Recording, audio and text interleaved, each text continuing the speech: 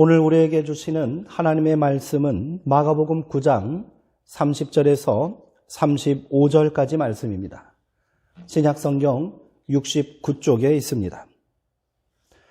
이제 제가 하나님의 말씀을 강독하겠습니다. 이것은 하나님의 말씀입니다. 하나님의 말씀에 경청하시기 바랍니다. 그것을 떠나 갈릴리 가운데로 지날새 예수께서 아무에게도 알리고자 아니하시니 이는 제자들을 가르치시며 또 인자가 사람들의 손에 넘겨져 죽임을 당하고 죽은 지 3일 만에 살아나리라는 것을 말씀하셨기 때문이더라. 그러나 제자들은 이 말씀을 깨닫지 못하고 묻기도 두려워하더라. 가버나움에 이르러 집에 계실새 제자들에게 물으시되 너희가 길에서 서로 토론한 것이 무엇이냐 하시되 그들이 잠잠하니 이는 길에서 서로 누가 크냐 하고 쟁론하였음이라. 예수께서 앉으사 12제자를 불러서 이르시되 누구든지 첫째가 되고자 하면 무사람의 끝이 되며 무사람을 섬기는 자가 되어야 하리라 하시고 아멘. 두 번째 순환예고라는 제목으로 하나님의 말씀을 나누도록 하겠습니다. 오늘 함께 읽은 본문의 핵심 주제는 간단합니다. 한마디로 섬기는 자가 되어야 한다라는 것입니다. 그런데 이게 말처럼 쉽지 않다는 것이 문제겠지요. 예수님의 말씀처럼 모든 사람의 맨 뒷줄에 서서 섬기는 자가 되기란 쉽지 않습니다. 그렇게 살아야겠다고 다짐은 하나 실제로 실천하는 사람은 많지 않고요. 그런 삶을 바라는 사람도 적을 것입니다. 사람은 누구나 본능적으로 자기를 높이는 방식으로 자기 존재를 확인하고 싶어 합니다. 맨 앞줄에 서서 다른 사람들이 주목해 주기를 바라지요. 그래서 그렇게 치열하게 사는 것 아니겠습니까? 자기의 능력이 닿지 않아서 포기할 뿐이지 기회만 주어진다면 자기 능력에 넘치더라도 무조건 높은 자리를 차지하려고 합니다. 높은 자리에 올라가야 대우도 좋아지고요. 삶도 더 여유로워지고 평판도 좋아질 것이 당연하기 때문입니다. 만약에 높은 자리에 오르면 월급도 줄어들고 섬기는 일만 많아진다면 누가 구태여 높은 자리로 오르려 하겠습니까?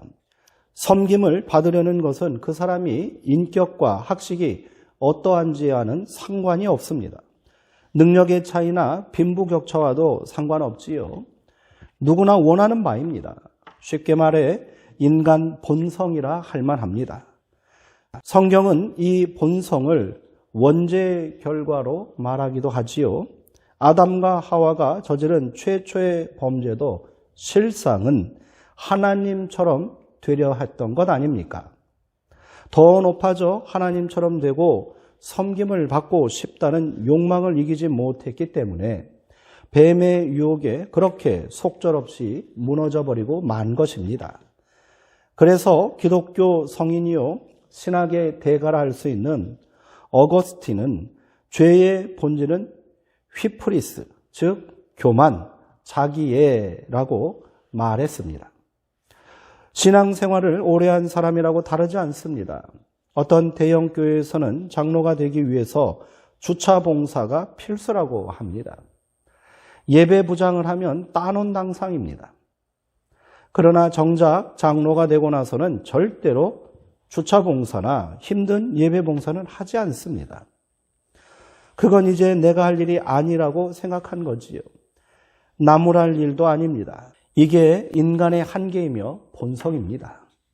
저 역시 마찬가지입니다. 목사라고 하지만 저도 그저 그렇고 그런 사람일 뿐입니다. 오늘 설교는 그래서 힘든 주제입니다. 간단하게 섬기는 사람이 됩시다라고 선포하고 끝낼 일이 아닌 거지요. 말씀을 통해 어떻게 인간의 본성을 극복하고 섬기는 사람이 될 수 있는지를 함께 고민하는 자리가 되기를 소망합니다. 이제 이러한 결론이 나오게 된 사건의 전말을 들여다보아야겠습니다. 예루살렘으로 향하여 여행 중인 예수님 일행은 가버나움에 도착하셨습니다. 그런데 예수님은 3년간 활동하셨던 갈릴리 땅을 지나시면서 가능하면 사람들의 시선을 피하려 하십니다. 30절 말씀은 예수께서 갈릴리 가운데로 지날새 아무에게도 알리고자 아니하셨다, 이렇게 기록되어 있습니다. 예수님께서 은밀하게 갈릴리를 지나가시려 한 이유는 31절에서 밝혀집니다. 예루살렘 여행기의 중심 메시지인 두 번째 순환 예고가 그것입니다. 이는 제자들을 가르치시며 또 인자가 사람들의 손에 넘겨져 죽임을 당하고 죽은 지 3일 만에 살아나리라는 것을 말씀하셨기 때문이더라.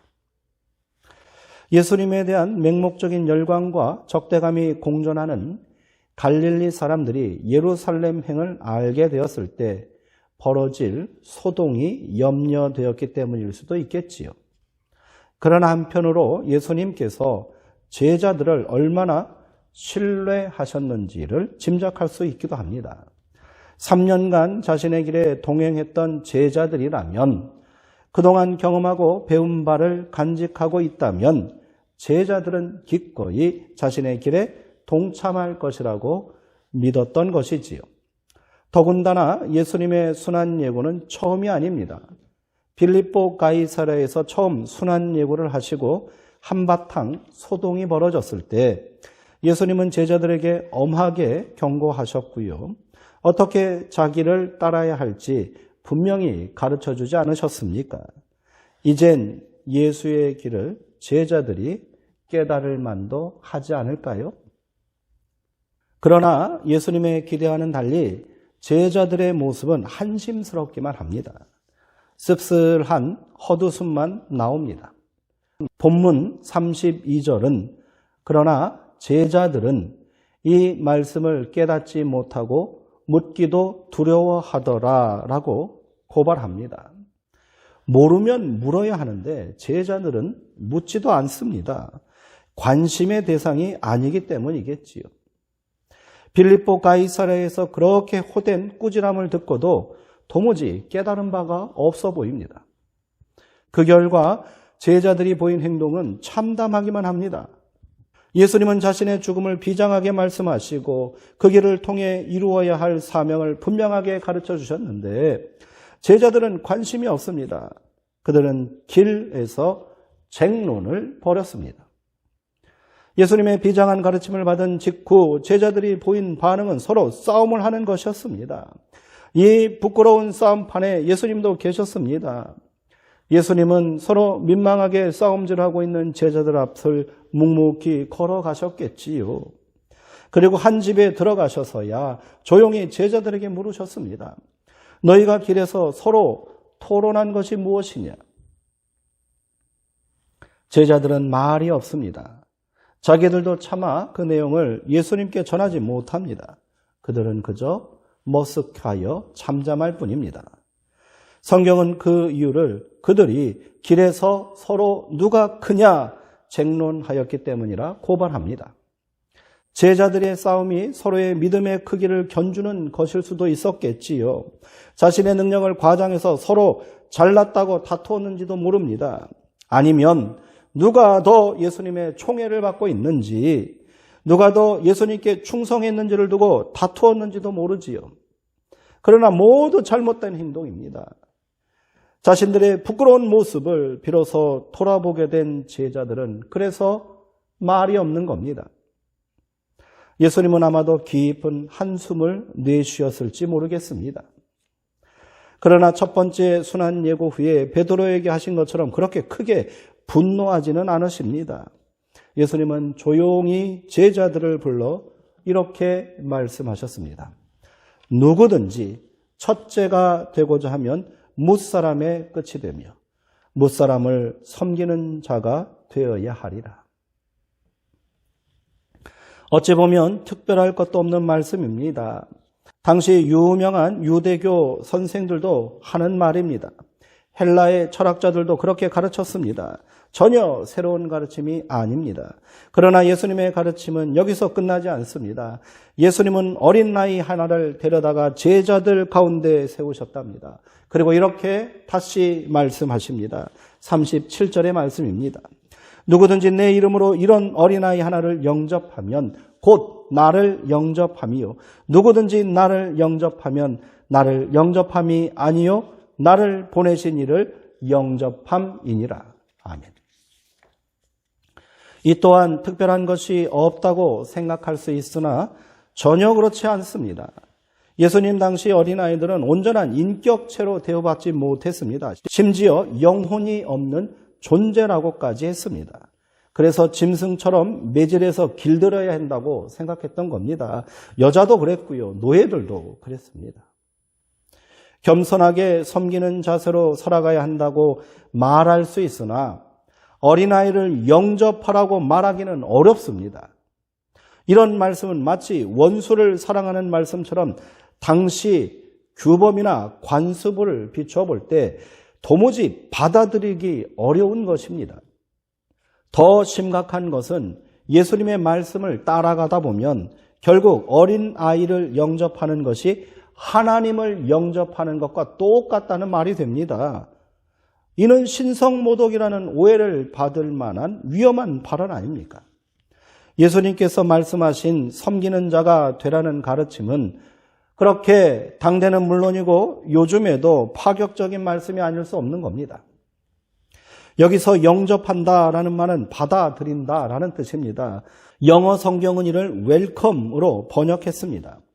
누군가를 영접하려면 먼저 그 사람에 대한 진심 어린 존경이 있어야 합니다.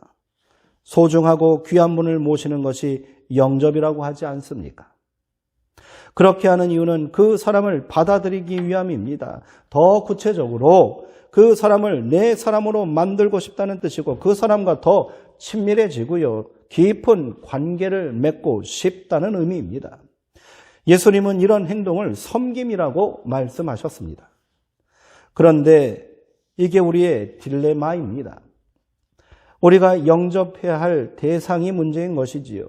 그 대상이 하찮은 존재이고 나에게 별 도움이 되지 않는 귀찮은 존재라면 문제는 더욱 복잡해집니다. 내가 더 높아지고 커져야겠는데 이런 사람을 영접해서 무슨 도움이 되겠느냐고 되물을 수 있습니다. 그래서인지 예수님은 모두를 영접하라 하지 않으시고요. 여기 있는 이런 어린아이 한 명이라도 영접하라 말씀하셨는지 모르겠습니다. 누구든지 한 명이라도 그렇게 해보라는 말씀이지요. 그래야 하나님을 만나고 경험할 수 있다는 말입니다. 우리가 그토록 오랫동안 신앙생활을 해오고 그토록 열심히 말씀을 듣고 배워도 그토록 열심히 기도해도 하나님을 만나지 못하고 경험하지 못하고 있다면 이유는 딱 한 가지, 이것 때문이 아닌지 모르겠습니다. 그렇다면 우리는 어떻게 섬기는 자가 되고 지극히 전하고 작은 자 하나라도 영접하는 삶을 살 수 있겠습니까? 여전히 쉽지 않은 문제입니다. 설교를 시작하며 간단하게 섬기는 사람이 됩시다라고 선포하고 끝내지 말고요. 어떻게 우리가 인간의 본성을 극복하고 섬기는 사람이 될 수 있을지를 깊이 고민해 보자고 호기 어린 장담을 했지만 결론에 이르고 보니 저 역시 막막하기만 합니다. 제 자신도 이를 행할 자신이 없기 때문입니다. 기독교인의 삶은 신앙의 요구와 인간적인 한계 사이에서 끊임없이 긴장하고 갈등하고 있습니다. 신실하게 신앙생활을 하려는 사람도 인간적인 한계에 부딪히게 되면 흔들리고 힘들어합니다. 차라리 신앙이 없다면 막 가는 대로 살아도 되겠지요. 하지만 기독교인이기에 그렇게도 못합니다. 이런 사정을 모르실 리 없는 예수님께서 그래도 고민은 좀 하고 살라고 이런 명령을 하신 것일까요? 뻔뻔스럽게 사는 것보다 고민하는 게 낫긴 하지만 예수님이 제자들을 그런 방식으로 닥달했다고 저는 생각하지 않습니다.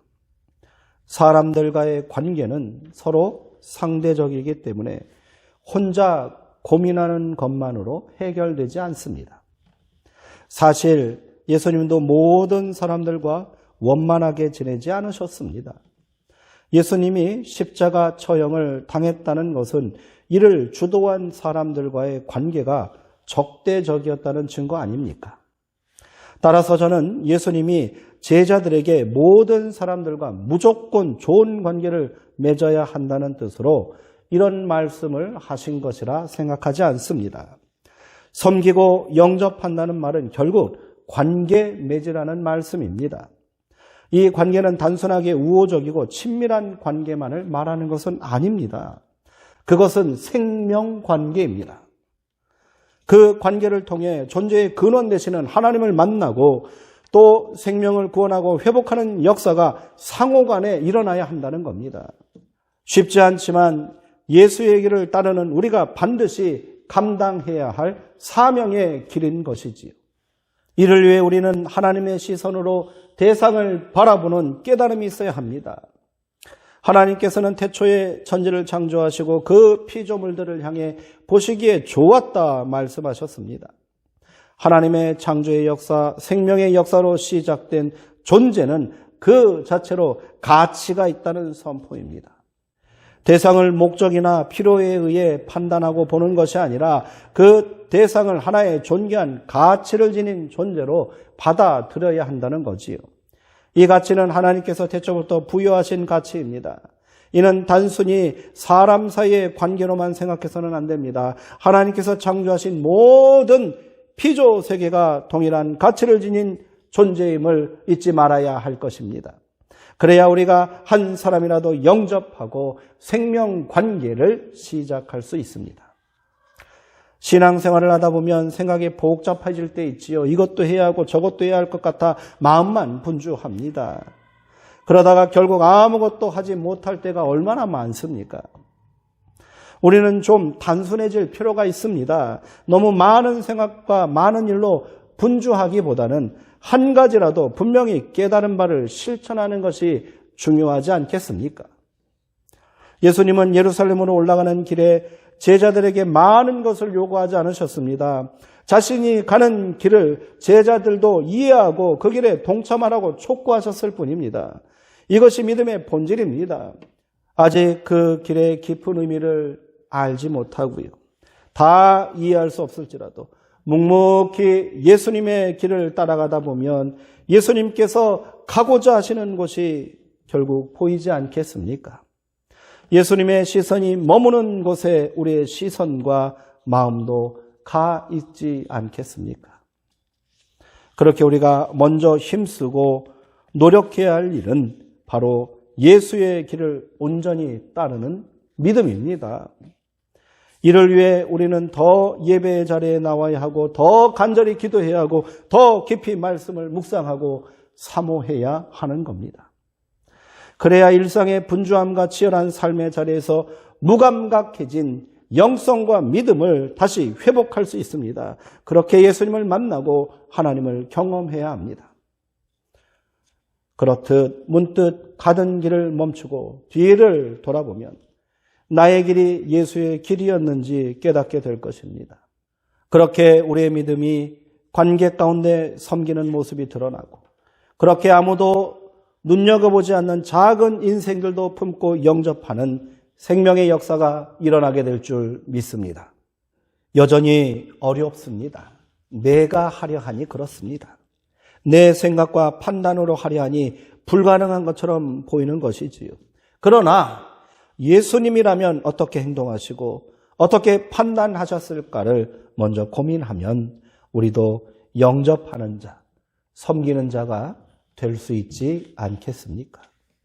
저 대상을 예수님은 어떻게 보셨을까? 이 문제를 예수님은 어떤 방법으로 해결하셨을까? 저 인생을 예수님은 어떻게 품으셨을까?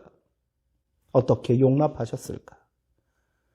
그렇게 우리가 매 순간순간 판단의 자리에서 선택의 자리에서 예수님처럼 예수님의 길 위에서 돌아보고 생각해 보는 것이지요. 제가 묵상하고 고백한 바 오늘 말씀의 결론은 이렇습니다. 우리는 예수님을 따르는 제자들입니다. 그 길을 따르는 방법은 오직 믿음밖에 없습니다. 그 믿음을 잃지 않고 그 믿음의 깊이를 온전히 경험할 수 있을 때까지 우리는 때로는 불편하고 때로는 이해되지 않아도 그 길을 따라가야 할 줄 믿습니다. 예배에 더 힘쓰시고요. 기도에 더 전념하십시오. 말씀에 더 집중하십시오. 말씀에 작은 은혜와 감동이라도 있다면 그것을 내 삶의 한 부분이라도 실천하며 살기를 결단하십시오.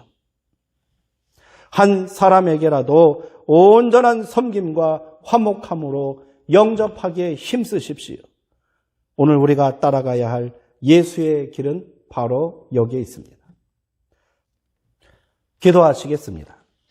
사랑과 은혜가 많으신 하나님, 오늘 말씀을 통하여 우리가 마땅히 나아가야 할 길, 따라야 할 믿음의 길이 무엇인지 깨닫게 하시니 감사합니다. 우리 주님, 너희는 섬기는 자가 되라 하셨습니다. 그렇게 예수의 길을 따르기로 결단하는 모든 성도들의 삶 가운데 섬김과 영접의 역사가 나타나게 하시고 마침내 생명 관계와 회복이 일어나게 하여 주시옵소서. 사순절을 지나고 우리가 부활의 영광에 동참하는 그날 우리의 형제, 가족, 자녀, 이웃들이 함께 생명 안에서 섬기고 섬김받는 놀라운 은혜와 기쁨이 일어나게 하여 주시옵소서. 예수님의 이름으로 기도하옵나이다. 아멘.